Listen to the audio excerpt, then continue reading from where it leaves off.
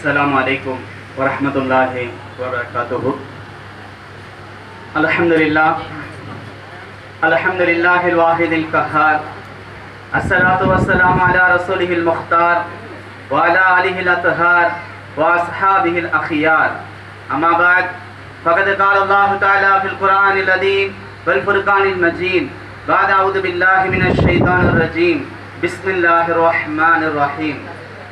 أفلا يعلم إذا بعثر ما في القبور وحصل ما في الصدور إن ربهم بهم يومئذ لخبير. وقال نبينا صلى الله عليه وسلم إن الذي ليس في جوفه شيء من القرآن كالبيت الخرب أو كما قال عليه الصلاة والسلام. எல்லா புகழும் பெருமையும் ஏக இறைவனாம் அல்லாஹ் ஒருவனையே சாரும். சலாத்தும் சலாமும் அன்னலம் பெருமானார் முஹம்மது நபி ஸல்லல்லாஹு அலைஹி வஸல்லம் அவர்களின் மீதும் அவர்களை பின்பற்றி வழிவந்த உத்தம சத்திய சஹாபாக்கள் சஹாபிய பெண்மணிகள் தாபிகள் தபா தாபிகள் குறிப்பாக இச்சிறப்பு மிகு நிகழ்விற்கு வருகை தந்து அமர்ந்திருக்கின்ற நம் அனைவர்களின் மீதும் நம்மை பெற்றெடுத்த பெற்றோர்கள், நாம் பெற்றெடுத்த பிள்ளை செல்வங்கள், நம் உற்றார் உறவினர்கள், நம் உடன்பிறந்த சகோதர சகோதரிகள், உலகத்தில் உண்டான அத்துணை முஸ்லிமான ஆண் பெண் அனைவர்களின் மீதும் அல்லாஹு தாலாவுடைய சலாத்தும் சலாமும் அன்பும் அருளும் என்றென்றும் நிலவட்டுமாக. ஆமீன். பெருமதிப்பிற்கும் மரியாதைக்கும் உரியவர்களே, என்னுடைய வயதளவு அனுபவத்தையும் இல்மையும் அறிவையும் பெற்றிருக்கக்கூடிய உலமாக்களுக்கு மத்தியிலே என்னையும் சிறிது நேரம் பேசுவதற்காக அழைத்த ஹஸ்ரத் தந்தை அவர்களுக்கு நன்றியை கூறியவனாக ஒரு சிறு உரையை நான் ஆரம்பம் செய்கிறேன். நான் கல்வி கற்று முடித்தவன் அல்ல, கல்வியை தேடிக்கொண்டிருப்பவன் என்பதை உணர்த்துவதற்காக வேண்டி நோட்டீஸில் அனைவர்களுக்கும் ஹாஃபில் என்ற இடத்திலே லா வாழைப்பழத்திற்கு வரக்கூடிய இல்லை போட்ட ஹசரத் அவர்கள் நமக்கு மட்டும் குண்டு இல்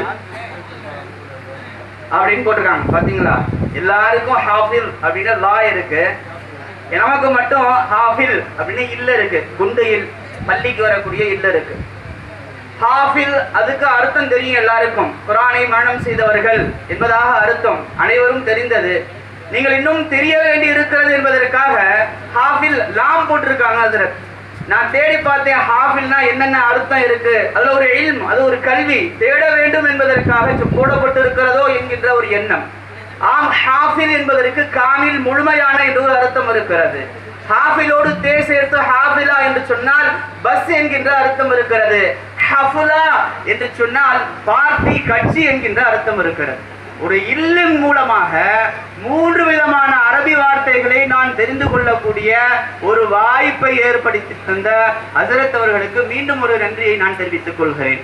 கணியத்திற்குரியவர்களே, நம்மிடத்தில் உங்களுக்கு பால் நிறைந்த வீடு வேண்டுமா அல்லது பளபளக்கும் பங்களா வேண்டுமா என்று கேட்டால் சட்டென்று சொல்லிவிடுவோம், பாலடைந்த வீடு வேண்டாம், பளபளக்கும் பங்களா வேண்டும் என்பதாக. ஆம், இதோ அமர்ந்திருக்கின்ற 11 ஹாஃபில்கள். அந்த ஹாஃபிலுடைய பெயருடைய ஆரம்பத்தை நீங்கள் பார்ப்பீர்களேயானால் முஹம்மது மதீனத்துல் இல்ம், இல்மினுடைய பட்டணம் என்பதாக பெயர் ஆரம்பமாகி முஹம்மது ஃபுர்கான் என்று பெயர் கொடுக்கிறது. அனைத்துமே குர்ஆனோடு தொடர்புபடுத்தப்பட்ட ஒரு நிகழ்வாக, ஒரு நிகழ்ச்சியாக இந்த நிகழ்வை அல்லாஹ் தஆலா ஆக்கி தந்திருக்கிறான். இந்த 11 நபர்களும் பளபளக்கும் மாளிகைகள், பளபளக்கும் பங்களாக்கள். நபிகளா சொல்லுவார்கள் அல்லவா, இன்னல்லதி லைஸ ஃபீ ஜௌஃபிஹி ஷைஉம் மினல் குர்ஆனி, யாருடைய உள்ளத்திலே குர்ஆனுடைய சிறிது அளவு கூட மனனமாக இல்லையோ கல் பைத்தில் ஹரிபி, அவர்கள் பாலடைந்த வீட்டை போல. யாருடைய உள்ளத்திலே குர்ஆனுடைய எந்த பகுதியும் மனனமாக இல்லையோ அவர்கள் கல் பைத்தில் ஹரிப், பாலடைந்த வீட்டை போல. அப்படியானால் குர்ஆன் முழுவதும் யாருடைய உள்ளத்திலே மனனமாக இருக்கிறதோ, நிறைந்திருக்கிறதோ, அவர்கள் பங்களாக்கள், மாளிகைகள், சொர்க்கத்து மாளிகைகள். ஆம், இந்த ஹாஃபில்கள் சுவனத்தினுடைய மாளிகைகள். கணியத்திற்குரியவர்களே, அவர்களுடைய இதயம் இருக்கிறது அல்லவா, அந்த இதயம் குர்ஆனை தாங்கி இருக்கின்ற அந்த இதயம் சாதாரண இதயம் அல்ல, அது அல்லாஹ்வினுடைய அத்தாட்சி. சூரியன் எப்படி அத்தாட்சியோ, சந்திரன் எப்படி அத்தாட்சியோ, இறைவனுடைய எத்தனை அத்தாட்சிகள் இருக்கின்றனவோ அதே போன்று குர்ஆன் எப்படி அத்தாட்சியோ அதே போன்று அவர்களுடைய உள்ளமும் இறைவனுடைய அத்தாட்சி. அல்லாஹ் குர்ஆனிலே சொல்லுகிறானா இல்லையா, பல் ஹுவ ஆயாத்தும் பையினாத்துன் ஃபீ சுதூரில் இல்ம், அல்லாஹ் தஆலா இல்முடையவருடைய உள்ளத்திலே இவைகளை பெரும் அத்தாட்சியாக குர்ஆனை வைத்திருக்கிறான் என்று அல்லாஹ் சொல்லுகிறான் அல்லவா. ஆம், அவர்களுடைய உள்ளங்கள் நபிகளாருடைய உள்ளத்தோடு தொடர்புடையவைகள். காரணம், குர்ஆன் ஜிப்ரீல் அலைஹிஸ்ஸலாமுடைய உள்ளத்திலே முதலே இறங்குகிறது. ஜிப்ரீல் அலைஹிஸ்ஸலாமுடைய உள்ளத்திலிருந்து நபிகளாருடைய உள்ளத்திற்கு இறங்குகிறது. அந்த உள்ளத்திலிருந்து இதோ வழி வழியாக ஹாபிஸ்களுடைய உள்ளத்திலே இறங்கி இருக்கிறது.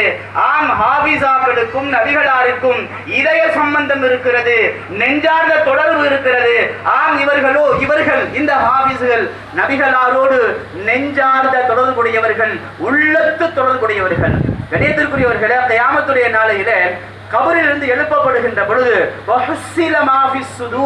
அவருடைய உள்ளங்களிலே உள்ளவைகள் எல்லாம் வெளிப்படும் என்பதாக அல்லாஹ் கூறுகிறான். யாருடைய உள்ளத்திலே உலகத்திலே என்னவெல்லாம் இருந்ததோ அவைகள் எல்லாம் கியாமத்திலே வெளிப்படும். அப்படியானால் குர்ஆன் யாருடைய உள்ளத்திலே முழுமையாக இருக்கிறதோ அவர்கள் எல்லாம் குர்ஆனோடு வெளிப்படுவார்கள். இங்கு சிந்திக்க வேண்டும், யாருடைய உள்ளத்திலே என்ன இருக்கிறது என்பதாக. இதோ இளைஞர்கள் சினிமா பாடல்களையும் மற்ற விஷயங்களையும் மனதிலே பதிய வைத்துக் கொண்டிருக்கிறார்களே, அவர்கள் சிந்திக்க வேண்டும், நாளை கியாமத்திலே கபரிலிருந்து எழுப்பப்படுகின்ற பொழுது பாடல்களோடு அவர்கள் எழுவார்கள். இதோ இந்த ஹாபிஸ்கள், இதோ குர்ஆனை மனனம் செய்தவர்கள் தங்களுடைய உள்ளங்களிலே குர்ஆனை சுமந்ததின் காரணமாக குர்ஆனுடைய திருவசனங்களோடு கபரிலிருந்து எழுவார்கள். கணியத்திற்குரியவர்களே, குர்ஆனை மனனம் செய்வது என்பது கடினமான ஒன்று அல்ல, கஷ்டமான ஒன்று அல்ல, சிரமமான ஒன்று அல்ல. காரணம், நம்முடைய மூளை இருக்கிறது அல்லவா, அவைகள் 2 லைப்ரரிகள் நிறைய புத்தகங்களை ஞாபகத்திலே வைத்திருக்கக்கூடிய அளவிற்கு சக்தி வாய்ந்தது. ஒன்னுக்கு பிறகு 18 சைபர்கள் போட்டால் அதற்கு குயின்டிலியம் என்று சொல்லப்படும். ஒன்னுக்கு பிறகு 18 சைபர் போட்டு அதை எப்படி கூட்டணும், எப்படி படிக்கணும் கேட்டீங்கன்னா அதை குயின்டிலியம் அப்படின்னு படிக்கணும். அதே போன்று 2 குயின்டிலியங்கள் அளவு நம்முடைய மூளையிலே பல விஷயங்களை சேகரித்து வைத்துக் கொள்ளக்கூடிய அளவிற்கு நம்முடைய மூளை சக்தி வாய்ந்தது. அப்படிப்பட்ட மூளைக்கு வெறும் 6666 திருவசனங்கள் சிரமமான ஒன்றல்ல, அவைகள் மிக இலகுவானது. அதிலேயும் அல்லாஹ் தஆலா குர்ஆனை மிக இலகுவாக ஆக்கிவிட்டான் அல்லவா மனனம் செய்வதற்கு. வலகத் யஸ்ஸர்னல் குர்ஆன லிذிக்ர், ஓதுவதற்கு, மனனம் செய்வதற்கு, பாதுகாப்பதற்கு அல்லாஹ் இலகுவாக்கி வைத்திருக்கிறான். எனவே திருவசனங்களை மனனம் செய்வது என்பது கஷ்டமல்ல, அது பாக்கியம். அல்லாஹ் அந்த பாக்கியத்தை அனைவருக்கும் தருவதில்லை. ஏதோ அவன் யாருக்கு நாடுகிறானோ அவர்களுக்கு மட்டுமே தருகிறான். இதில் ஆச்சரியமான விஷயம் என்ன தெரியுமா? குர்ஆன் நம்மிடத்தில் இருக்கிறது, நமக்கு முன்னால் இருக்கிறது, நாம் பார்த்து கொண்டிருக்கிறோம். ஆனால் அவைகளை மனனம் செய்வதற்கு எந்த விதமான முயற்சியும் செய்வதில்லை. ஆனால் 1917களிலே ரஷ்ய புரட்சி ஏற்பட்ட சமயங்களிலே எப்பொழுது ரஷ்யா வெற்றி கொண்டு ரஷ்யா முழுவதும் இஸ்லாத்தை தடை செய்ததோ, குர்ஆனை தடை செய்ததோ, குர்ஆனை வைத்திருப்பதை சட்டத்திற்கு எதிரானதாக புறம்பானதாக அறிவித்ததோ, அந்த சமயங்களிலும் குர்ஆன் மக்களுடைய உள்ளங்களிலே பதிந்திருந்ததுதான் பெரும் ஆச்சரியம்.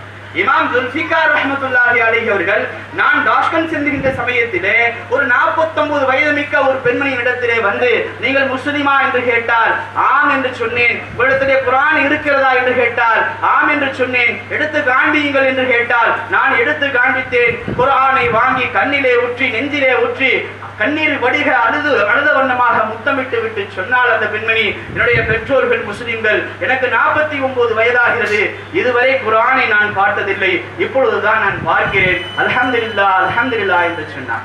ஒரு ஸ்டீல் ஆலையினுடைய அதிகாரி மாஸ்கோவிற்கு செல்லுகிறார். அங்கு ஒரு வீட்டிற்கு செல்லுகிறார். அந்த வீட்டிலே சிறு குழந்தைகள் இருக்கின்றன, சிறுவர்கள் இருக்கின்றார்கள். அவர்களிடத்திலே குர்ஆனை காண்பித்தால் இது தெரியுமா என்று கேட்டார். பிள்ளைகள் தெரியாது என்றார்கள். சரி, இவர்களுக்கு குர்ஆனை பற்றி எதுவுமே தெரியாது என்று நினைத்து குர்ஆனை விரித்து யா அய்யுஹல்லதீன ஆமனூ சூரத்து தஹரீமிலே வரக்கூடிய கூ அன்ஃபுஸகும் வஅஹ்லீகும் நாரா என்ற திருவசனத்தை ஓத ஆரம்பிக்கிறார். அந்த சிறுவர்கள் அத்துணை பேர்களும் சேர்ந்து ஓத ஆரம்பிக்கிறார்கள். குர்ஆனை பார்க்கவில்லை, குர்ஆனை தொடவில்லை, ஆனாலும் குர்ஆன் மனனமாக இருந்தது. இதுதான் குர்ஆன் செய்த புரட்சி. கணேசனுக்குரியவர்களே, ரஷ்யாவிலே எப்படி ஹாபிஸ்கள் உருவானார்கள் தெரியுமா? ரஷ்யாவில் யாராவது எங்காவது குர்ஆன் வைத்திருப்பதை பார்த்தால், வீட்டிலே குர்ஆன் ஓதுவதை பார்த்தால், வீட்டிற்குள்ளே நுழைந்து கர்ப்பிணி பெண்ணாக இருந்தால் வயிற்றை கிழித்து குழந்தையை வெளியே எடுத்து பூனையை உள்ளே வைத்து தைத்து விட்டு சென்று விடுவார்கள். அப்படிப்பட்ட ஒரு மோசமான காலகட்டத்திலே குர்ஆன் ஓதுவதற்கு என்ன ஒரு இடத்தை தேர்ந்தெடுத்தார்கள் தெரியுமா? சந்தூக்கை தூக்கி சென்றால், கூட்டமாக சென்றால் ரஷ்ய வீரர்கள் ஒன்றும் சொல்ல மாட்டார்கள். எனவே சந்தூக்கு பெட்டியை ஒரு மையத்தை போன்று தூக்கி சென்று கபரை தோண்டி அதிலே சிறுவர்களை உள்ளே அமர வைத்து குர்ஆனை கற்றுக் கொடுத்து மனனம் செய்ய வைத்து ஹாபிஸ்களை உருவாக்கினார்கள் என்பதாக ரஷ்ய வரலாறு எழுதப்படுகிறது என்று சொன்னால், நாம் குர்ஆனை வைத்திருக்கிறோம், பார்த்திருக்கிறோம், ஓதுகிறோம், ஆனால் மனனம் செய்வதில்லை. குர்ஆனே இல்லாமல் மிக சிரமத்திற்கு மத்தியிலே பெரும் பெரும் ஹாபிஸ்கள் ரஷ்யாவிலே உருவாகினார்கள் என்று சொன்னால், உண்மையிலே நாம் எல்லாம் வெட்கப்பட வேண்டிய ஒரு காலகட்டத்திலே ஒரு சூழ்நிலையிலே இருக்கிறோம். கணேசத்துக்குரியவர்களே, இரண்டு விஷயங்களுக்காக பொறாமைப்படலாம். உண்மையிலே இவர்கள் எல்லாம் பொறாமைப்பட தகுந்தவர்கள். சொல்வார்களா இல்லையா? இரண்டு நபர்களை தவிர்த்து வேறு யாரிடத்திலும் பொறாமை கொள்ளக்கூடாது. ஒருவர் ரஜுலுன் யஅலிமுல்லாஹுல் குர்ஆன், அல்லாஹ் தஆலா குர்ஆனை கற்றுக் கொடுத்தான். நாம் நினைத்துக் கொண்டிருக்கிறோம் ஹாபிஸ்கள் தன்னுடைய திறமையால் குர்ஆனை மனனம் செய்கிறார்கள் என்பதாக. இல்லை, அல்லாஹ் கற்றுக் கொடுக்கிறான், அல்லாஹ் மரண சக்தியை கொடுக்கிறான், அல்லாஹ் அவர்களை ஹாபிஸ் ஆக்கினான். யுஅல்லிமுஹுல்லாஹு, அல்லாஹ் ஆக்கினான், அவர்கள் ஆகவில்லை.